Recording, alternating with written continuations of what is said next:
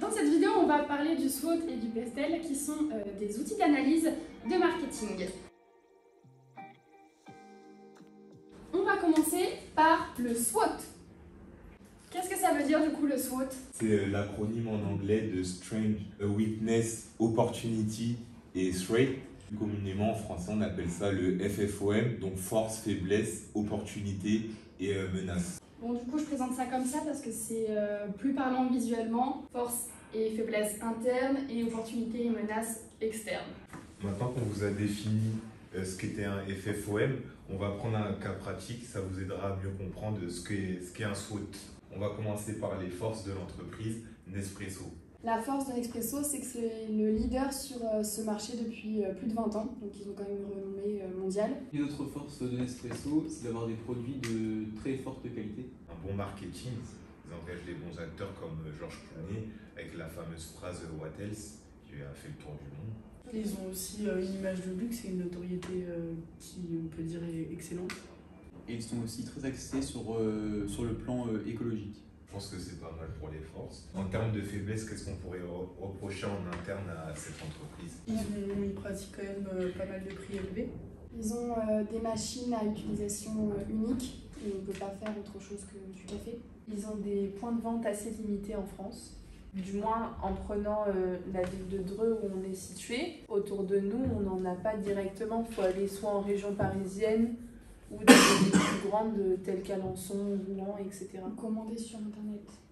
Ou sur Internet. Ouais, mais c'est justement leur force en fait, c'est que dans le sens ils ont pas beaucoup de boutiques, mais c'est des boutiques vraiment dédiées à Nespresso où tu peux essayer et tout, et ça c'est leur force de vente, ça va être leur clientèle en fait qui est une clientèle aisée au final. Ouais. Parce que quand tu vas à Paris au Champs-Élysées, tu vas dans la boutique, ça te fait une sensation en fait de jamais vu. D'exclusivité. Oui, il y a une expérience client qui va être un petit peu exceptionnelle. Bah peut-être prix élevé du coup. Moi, j'aurais pas mis prix élevé comme une faiblesse, puisque si la stratégie de mon entreprise, c'est une stratégie de prix d'écrémage, bah, c'est pas une faiblesse, c'est que j'ai choisi cette stratégie de prix élevé. Donc c'est parce que mes clients, pour eux, le prix ne sera pas excessif. Donc j'avais une question, moi. Si force et faiblesse, c'est ce qui est interne à l'entreprise, opportunité et menace, ça va être quoi du coup? Ce qui est externe à l'entreprise, tout ce qui est par rapport au marché. Ok. Vous auriez quelques idées pour opportunité? C'est un marché en pleine croissance. Les consommateurs de café, ils aiment bien avoir du bon café. Une opportunité aussi, il va y avoir le développement du e-commerce. Donc Laura, tout à l'heure dans les faiblesses, tu disais que les machines, ils étaient seulement à utilisation unique. Mais est-ce que dans l'avenir, il n'y a pas des opportunités qui peuvent se créer par rapport à ça justement? Si, justement, je pense que Nespresso peut développer des machines qui ne seraient plus à utilisation unique. Il pourrait proposer par exemple du thé ou du chocolat chaud. Il y a aussi la réutilisation des capsules Nespresso. Et pourquoi c'est une opportunité selon toi? Selon moi, elle peut avoir plusieurs utilisations. Et ça permet de limiter drastiquement l'impact écologique, de le diviser par 2 ou par 3, suivant le nombre d'utilisations que ça peut procurer. Ouais, ça peut être vraiment intéressant, surtout que maintenant, actuellement, on est dans une conjoncture par rapport à l'écologie, donc c'est vraiment une bonne opportunité. En termes de menaces, il y a quelque chose qu'on peut placer tout le temps déjà, la menace des concurrents. Il y a toujours des concurrents sur le marché, on n'est jamais seul. Le fait qu'ils n'ont plus l'exclusivité sur les dosettes et que maintenant les concurrents justement ont recopié cette façon de faire du café.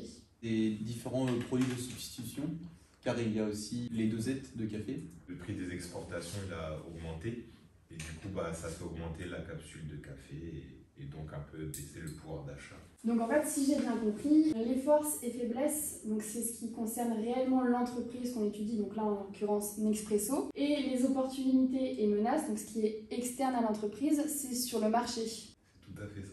Pourquoi faire un SWOT finalement? Ça va tout simplement permettre de développer une entreprise, de faire une ou plusieurs stratégies commerciales, du coup de rebondir aussi en fonction des menaces qu'il y aura sur le marché et les opportunités. Qu'est-ce que c'est du coup que le PESTEL? Le PESTEL, c'est un deuxième outil d'analyse qui, on va dire, complète le SWOT Et sur le pestel, on va plus viser un environnement global en fait du marché. On va retrouver plusieurs points. Donc le P, ce sera la politique, pour voir un peu en fait les politiques qui sont présentes sur le marché global où opère Nespresso et ses autres concurrents. Quelle politique a été établie par les gouvernements par exemple. Ensuite, le deuxième point, on va avoir le E, donc ce sera plus l'économie. Petite question comme ça. C'est macro ou micro environnement? C'est macro environnemental. L'économie, ça va être l'ensemble des facteurs qui vont impacter le pouvoir d'achat. Comme l'inflation. Du coup, le S, qu'est-ce que ça veut dire? Ce sera plus la partie socio-culturelle. On va beaucoup parler en fait des cibles sur notre marché, leur habitude de consommation. Alors, le T. Le T, ce sera pour les technologies. On va parler de toutes les innovations possibles sur le marché. Donc, comme Théo le disait tout à l'heure, les capsules réutilisables ou recyclables, les machines multifonctionnelles. Et le deuxième E? Le E, ça sera en rapport avec l'écologie. Tout ce qui est environnemental? Ça touche à toutes les notions qui ont un rapport avec l'environnement. Et pour finir, le L, ce sera pour la partie illégale. Pour tout ce qui est l'aspect législation et tout ce qui est au niveau des droits. Il y a un problème en fait que je rencontre souvent à chaque fois que je suis devant mon pestel.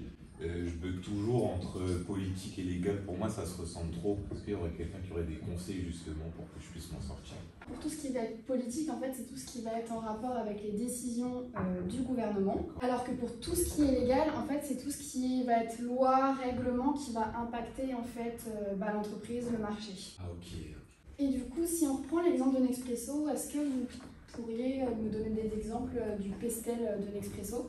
Pour le côté politique, Vous pourrez mettre tout ce qui est frais de douane.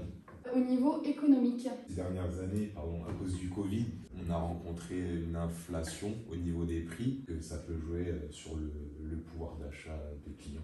Au niveau du coup sociologique, Vous avez l'implantation des nouveaux bars qui sont basés plutôt sur tout ce qui va être les cafés et les thés, qui sont en pleine évolution de nos jours.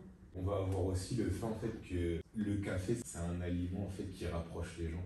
Les gens, autour des réunions, même entre eux, entre amis, ils vont boire ce café, donc ça a vraiment un aspect social, c'est pour rapprocher les gens, le café. du point de vue technologique, Il y a un accès au café de qualité grâce à leur machine. le côté du coup environnemental La création de dosettes recyclables. et le côté légal. Les notions de santé au travail.